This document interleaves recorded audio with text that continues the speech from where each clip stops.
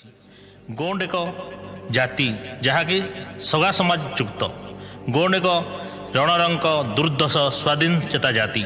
एमाने भारत को शासन करुवार बलिष्ठ ऐतिहासिक प्रमाण रही एमाने बड़ स्वाभिमानी आत्मसम्मान प्रश्न उठिले एमाने बहुत कठोर भाव प्रदर्शन करती कथार अच्छी केतेबेले गोंड छतर टेके तो केतेबेले गोंड पतर बिके कठिन परिश्रम द्वारा राजा ये माने राज्य भोग करिसेंती पतर बिकबार मध्य नदी अच्छी गोंड किए गोंड नाम है वीरों का नर में नर जो होय प्रतिपाले अन गोंड कहाय सोय राजगोंड प्रणय वीर है क्षत्रियों का सरदार राजपूत है वर्ण में गोंड उपाधि प्रभार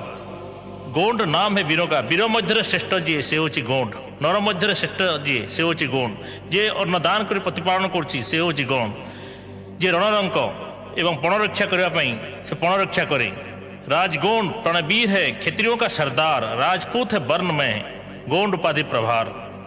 हम आदिकाल का है वासी ये देश हमारा गोंडवाना शुभ धर्म हमारा गोंडी है इतिहास पलट कर देखना।